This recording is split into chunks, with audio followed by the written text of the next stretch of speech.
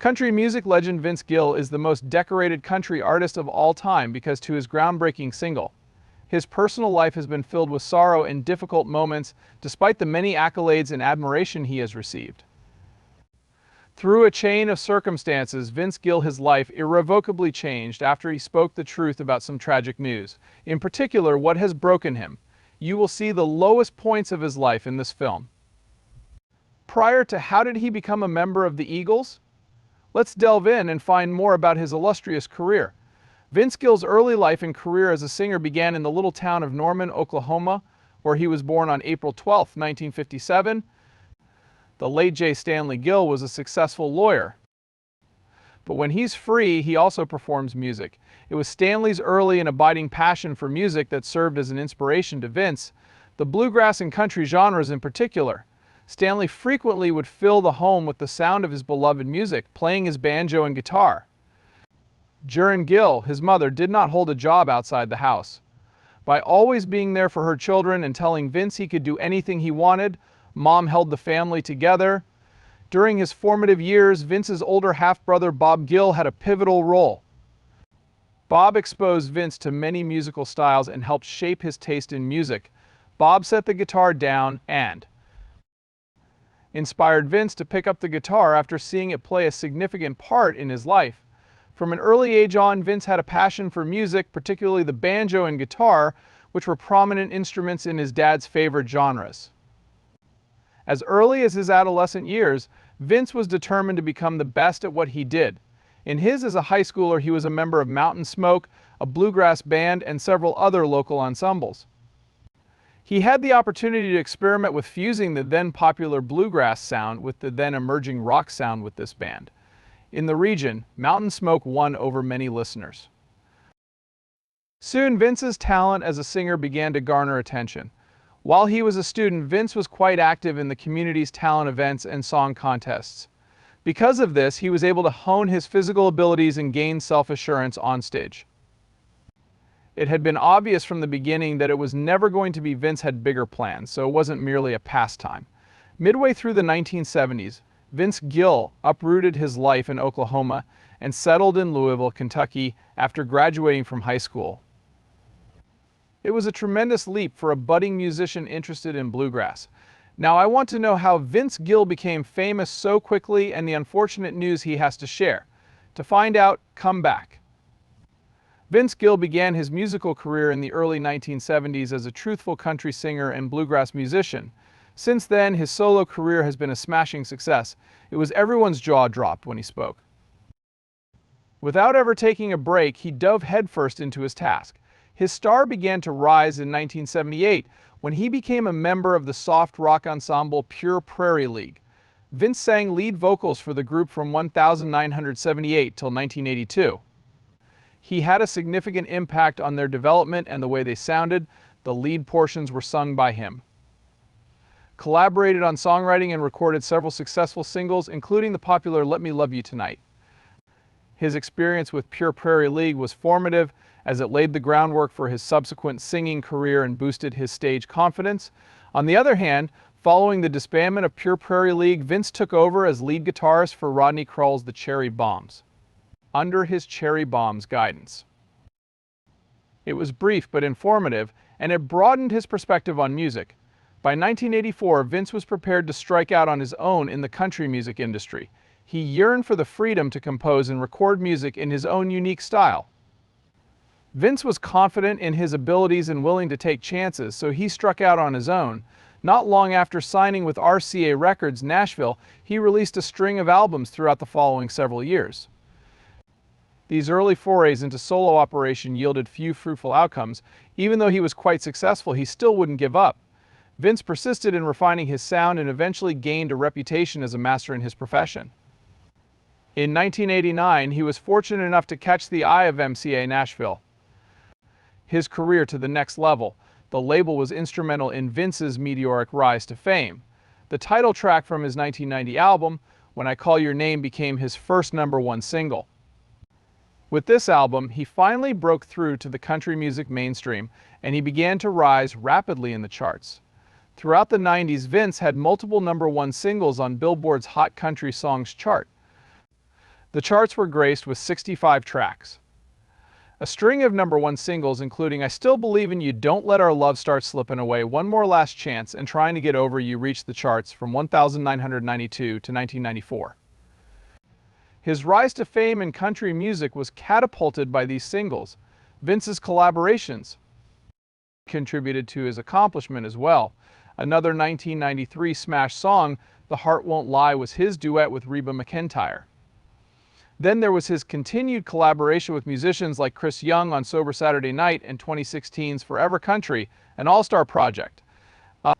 Every one of his albums from the 90s was a smashing success. In fact, every one of them went platinum or higher, according to the RIAA, United States Business Association RIAA. His best-selling record to far is I Still Believe in You, which went 5 times platinum. This means that Vince has the most Grammy Awards of any male solo country act ever, with an incredible 22. He continued on his journey after that.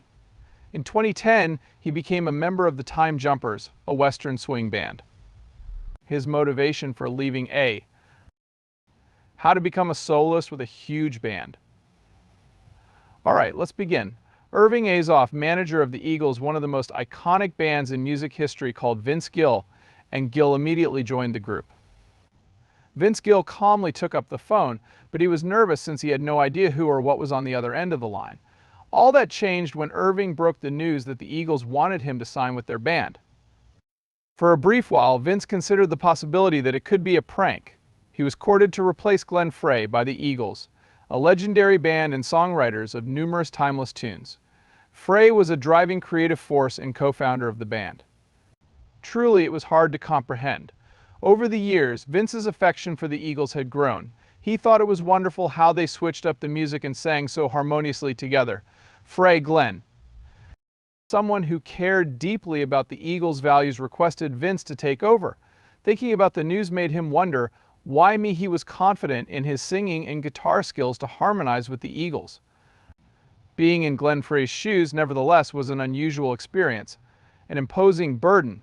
Glenn wasn't merely a guitarist, he was the physical embodiment of the Eagles. Whether or not he was competent, Vince doubted himself. Vince thought about his own journey, the solo career he had worked so hard to build up over the years, complete with popular songs, a devoted fan base, and several accolades. His hard-won solo career was about to take a drastic turn if he decided to join the Eagles. However, he couldn't squander the opportunity. It was an opportunity to become a member of a legendary band. Even as a little boy, he loved listening to their music. Upon hearing the offer, he felt a mix of excitement and anxiety. He was both honored and concerned about the impact on his future. Why did they pick me was the issue that had been nagging at him, and he finally confronted Irving. Irving's response caught Vince unawares. Vince was cast by Don Henley, who is both a co-founder and musical director of the Eagles. When Vince took the stage, Henley believed the audience would witness a musician who treasured the band's legacy and the songs they had created together. Vince exhibited the same fervor and commitment as Henley that the Eagles received from Glenn. The purpose wasn't to fill a role, but to maintain the band and honor Glenn Frey's legacy. Vince then understood that this wasn't your average band joining request. A new chapter in his life might begin, and he could continue one of the greatest musical traditions ever. While playing for the Eagles, what were some of the most difficult moments and hidden issues he had to overcome? To find out, come back. It was a huge accomplishment to become an Eagle, and there were going to be problems, criticism, and changes. Transition for Vince Gill. Being a solo artist had always given him complete creative freedom. He had a say in selecting the music and all the major decisions. After signing with the Eagles, he had to adjust to a new job that came with its own set of requirements and standards. Filling in the gaps left by Glenn was the hardest part. They owe a great deal of their sound and style to Frey, who was instrumental in forming the band. The Eagles lost a major player with Glenn's passing because of how he spoke and his style. Though he was well aware of his limitations, Vince was adamant about paying tribute to Glenn while also lending his own voice to the project. That was a challenging task. Longtime Vince supporters weren't sure he could do justice to Glenn's legacy. With each new song he learned or performance he had, that burden weighed heavily on him. He was well aware that the Eagles' lengthy history meant that supporters had high expectations for every new member. From the most. Getting back into group dynamics was one adjustment for Vince. Working alone for a long time forced him to learn how to collaborate, share the spotlight, and maintain the Eagles' signature sound. He had to figure out how to pay homage to the band's legacy while remaining authentic to who he is. It was an emotional affair for Vince during his first Eagles performance. Unlike any other show, it was a moving tribute to the band's devoted fan base filled with history, honor, and fond memories. The significance of the event was palpable to everyone in the room, and Vince gave his all to every note. It was difficult for the band to function as a unit because of the different personalities of each member. Being a strong leader, Don Henley had an objective in mind. Joe Walsh added an unpredictable and untamed spirit to the band. Timothy B. Schmidt frequently discovered solutions to issues that arose. He was calm, courteous, and resourceful. Vince originally took a back seat to observe and learn the band's ins and outs. He witnessed their meticulous approach to music making, with each phrase and note given serious consideration. Although it helped them become famous, the Eagles' meticulous attention to detail also made things more difficult. Between sets, Vince had some genuine moments. The bond he formed with his newfound companions, brimming with stories and laughter, brought him a greater sense of belonging. On the other hand, he sensed the shadowy history of the band. Along with the other members of the band, Vince's voice sounded fantastic. It breathed fresh life into the classic tunes without changing a note. A gentle country vibe was added to songs like Tequila Sunrise and Take It to the Limit by his voice, giving these classic tunes a fresh, authentic tone. After loving Vince's music for years, many fans couldn't get enough of the fresh sound he was bringing to it. He was also a guitarist. The band's live performances became known for. When word got out that Vince Gill was signing with the Eagles, fans' reactions were all over the map. As the band entered a new chapter with such a famous singer, some fans were ecstatic, while others worried about finding a suitable replacement for Glenn Frey. Many people, thinking that another artist could step into Glenn's shoes, almost felt like a mistake. People were arguing about it, and their sentiments varied from excitement to uncertainty. Glenn was beloved by many Eagles supporters who felt the team would be missing something special without him. Introducing a new person into the house even, the band's focus could shift if someone with Vince's abilities joined. A lot of people were talking about it on social media. While some were disappointed, others rallied behind Vince's role in the group. After taking the criticism well, Vince clarified that he wasn't trying to emulate Glenn or replace him. Turns out he committed to playing to his strengths while paying tribute to the Eagles' history. Tell me about the darkest hours of his life and how he overcame them. Soon enough, we would discover the answer. When Vince Gill was an employee of a watershed moment occurred in terms of internal disputes and their resolution. When all hope seemed lost, Hawks would swoop in. Hard work was evident from the musicians. Being a member of such a well-known ensemble meant dealing with the continual pressure, as well as hours of practice and endless touring. Everyone was under a lot of pressure due to the high expectations. Just one. While we were practicing one day, things took an unusual turn. The debate started because of a well-known Eagles song. A new layout concept was proposed by Vince. He wished it would breathe fresh life into the piece while honoring its history. However, not everyone shared his perspective. An argument characterized by heated rhetoric and intense emotions developed out of what had started as a minor quarrel. The individuals he had hoped would assist him were being uncooperative and irritating, and all he wanted was to have a meaningful impact on the band he cared about so much. Connect with. The altercation wounded him and left him feeling uncertain. The first inkling of doubt about his Eagles fit emerged around this time. As Vince slept alone in his hotel room that night, the events of that night raced through his mind. His dedication to this task was a tribute to the Eagles. He aimed to pay homage to their heritage while giving their songs his unique sound. An unexpected turn of events prevented him from giving up. The events of the day had worn Vince down, and Don Henley could feel it. Extended a hand and proposed taking a private conversation. If Vince was experiencing difficulties outside of practice, Don made an effort to comprehend them. Don commended Vince on his efforts and stressed that the Eagles' mission extended beyond simply paying homage to the past. It also included on the evolution of artists. After this speech, Vince's life took a dramatic turn. He departed with a sense of belonging to the Eagles and a sense of having his voice heard and valued. Being a part of a legendary band had prepared him to tackle everything that came his way. What is Vince Gill's net worth? Does he own any other businesses? What did the renowned artist take part in? As soon as we receive the information, we will inform you. Country music musician Vince Gill, born 1983, is worth an estimated $70 million. His money is shared with his wife, Amy Grant, a fellow country singer, whom he wed in 2000, bringing his net worth to $30 million. As a result of his positive attitude and willingness to lend a hand, Gill has earned the nickname Nicest Guy, and Nashville reporter Richard Harrington described Gill as perpetually affable, easily charmed, in a piece that appeared in both the Washington Post and the Palm Beach Post, personal and unassuming. Vinny Pro Celebrity Golf Invitational is a charity event that Vince Gill founded in 1993 to benefit children's golf programs in Tennessee. He received the Distinguished Service Award for his efforts in promoting this cause, in addition to his music company. In 2003, he was honored by the Professional Golfers Association of America with an award. Gill has also gone out of his way to help others. Following the tragic 1995 Oklahoma City bombing, he organized a benefit concert to raise money for the American Red Cross. He is known to have supported over 60 causes, including all four, in addition to hosting the annual Hall benefit concert for the Country Music Hall of Fame, Vince and Amy's home in Nashville, Tennessee, where Gill also owns a recording studio. Demonstrates his unwavering commitment to the music industry and the local community. In the music industry? Come back to find out. Notable musician Vince Gill has voiced his displeasure with the current trajectory of country music in an emotional speech, saying, "Country music has really that once elegant appearance is gone.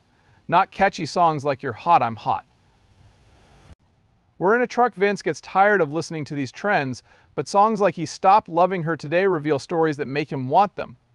All things considered, Gill is concerned about the music industry, alterations, particularly the impact of shifting revenue streams on musicians' salaries, given that record sales are a fraction of what they formerly were. When he considers what is ahead, concerns concerning. How will artists be affected by these changes? Asking Gill about the Titanium Club in country music, a term for the industry's tight-knit and exclusive nature, on CBS This Morning didn't surprise her. He was upset with the company overall, which he believes is unjust and excludes some people, rather than with any one person in particular. According to him, prior research has proven that country music is despite the preponderance of white men in the genre, he is optimistic that things can change. Like black artists sometimes feel like they don't belong in other genres of music, he acknowledged that women and black performers frequently feel like outsiders in country music. Gill emphasized the significance of keeping in mind that he was not an expert in every matter, striving to increase accessibility inside the company. As for the Morgan Wallen issue involving the racial insult, Gill expressed his disappointment and sadness about it. Some attempted to bolster Wallen's case by arguing that rap music frequently makes use of profanity, but Gill was unconvinced. Speak up he did, that these remarks greatly hurt and insult black Americans due to their history in a predominantly white culture. It doesn't belong, he remarked, emphasizing that such language continues to sow discord and hatred. Regarding brothers Osborne's T.J. Osborne, Gill praised him for being courageous in coming out as gay. They thought it was courageous and hoped it would encourage other country artists to do the same. Additionally, he clarified that country music fans are not necessarily conservative just because their music has a conservative reputation. Gill believes that the genre may expand and become more welcoming to all people if artists utilize their words to challenge the current quo. Apart from the glitter of the stage and performances, in detail, what is Vince Gill's private life? We'll have to see. April 1980 was the wedding month for singer Janice Oliver and Vince Gill. The country duo Sweethearts of the Rodeo was formed when Janice Oliver and her sister Christine later collaborated. Vince and Janice were married for a long time, and during that time Vince composed many songs about their romance, including Everybody's Sweetheart and The Radio. Their marriage ended in 1997, though. The couple's inability to communicate led them to decide to end their marriage. Janice was awarded custody of their daughter, Jennifer Jenny Gill, following their 17-year marriage dissolution. Jenny continued her parents' musical legacy by singing on several of her dad's albums, including Let There Be Peace on Earth, according to Steve Huey of AllMusic and other critics. Vince's album, The Key, revealed his emotions around the breakup. After singer Amy Grant's 1999 breakup with Gary Chapman, Vince started seeing her. While recording Let's Make Sure We Kiss Goodbye, Vince wed Amy on March 10, 2000. Songwriter Tom Jurek of AllMusic stated that a few tracks on perhaps the record was influenced by Vince and Amy's newfound friendship. Not long after they tied the knot, they welcomed a daughter into the world, Karina Gill. She released her first music online in 2023 after launching her own music company. Some viewers may recall a terrifying incident that occurred on July 27, 2022, involving Amy when she and her companion were out for a bike ride when she had an accident. The press reports that at about 3 o'clock in the afternoon, Amy and her companion were bicycling near the Harpeth Hills Golf Course in South Nashville, onto which she stumbled. Vanderbilt University Medical Center was her immediate destination after emergency services arrived. Wearing a helmet likely saved Amy's life, so she should be grateful for that, despite her injury. In addition to bruises and cuts, her health remained steady.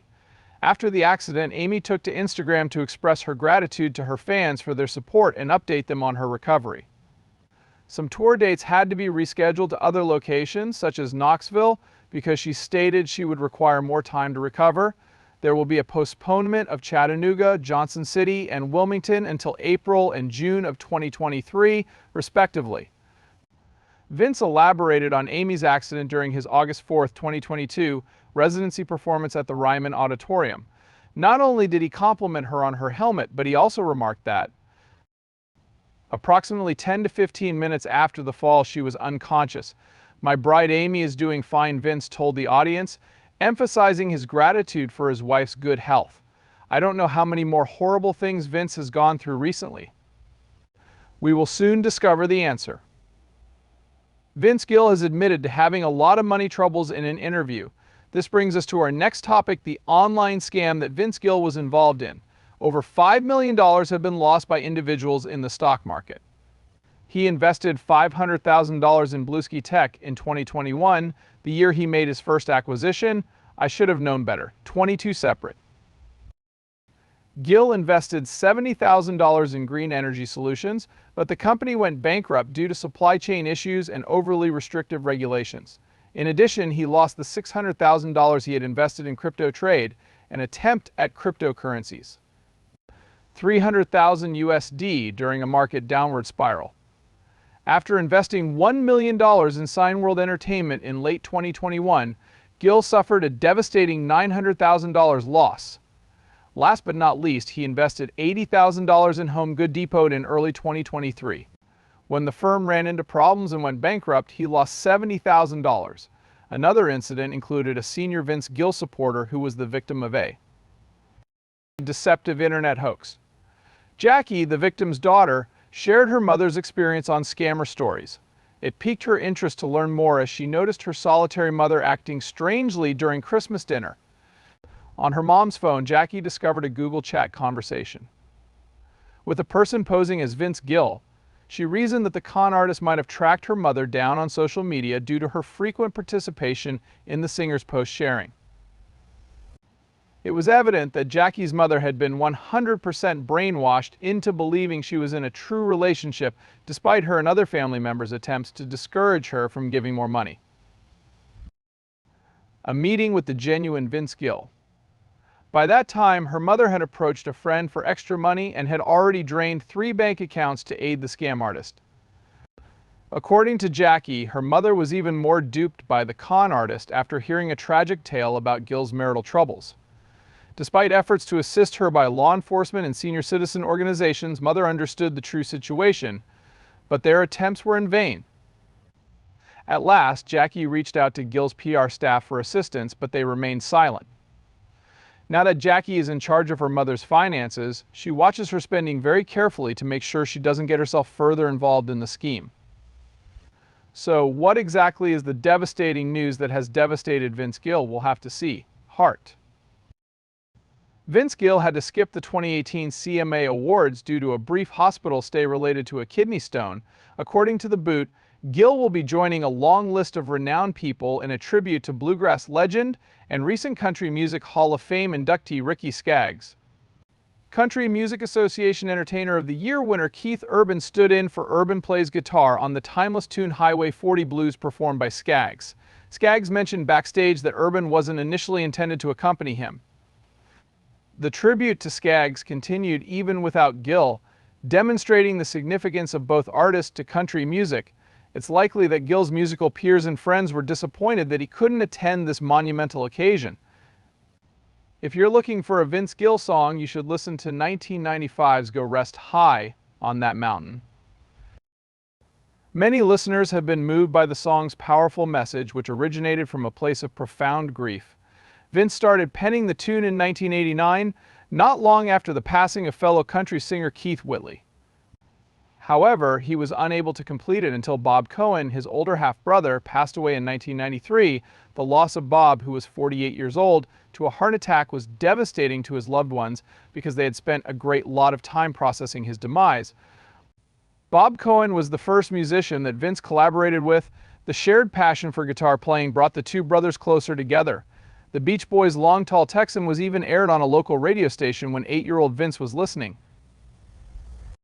Bob, who was 22 years old when the accident occurred, was involved in a catastrophic car crash, and everything went wrong after that. He had a few too many drinks that night and caused him to crash with a truck, operating a vehicle capable of reaching 120 mph. After suffering severe brain injuries, Bob spent months in a coma. Despite the odds, he managed to survive it, but he would suffer from permanent brain damage and memory loss. It was difficult for Bob to get his life back together following the accident. Life. According to what Vince told Dan Rather in 2022, Bob frequently went away for extended periods before turning up at homeless shelters. Bob returned to live with their mother in his last years. She was his primary caregiver, and he spent his final days in her company. When asked about his brother, Vince had nothing but praise he was. That's awesome. Bob's struggles inspired Vince to give back. In 2013, he performed at a benefit concert in Mobile, Alabama, to support the Mobile Rescue Mission. The concert raised $200,000 to aid homeless people. Vince mentioned that he thinks of Bob often when he sees someone in need of assistance. He said, "That's where I get my drive for this." He went on to say that he sees Bob's Go Rest High on That Mountain. Is a song honor for more than simply Keith. It is a tribute to Bob Cohen, who is remembered via Vince's singing and his desire to aid others. Congratulations to Whitley and Bob Cohen, and to everyone else who passed away too soon. What are your thoughts on Vince Gill's issues and the tragic news? Share your thoughts in the comments. We're glad you stopped by and hope you found this video interesting. If so, hit the like button and save it to your computer. Next time, you can watch a movie to catch up on your favorite celebrity news. I'll see you then.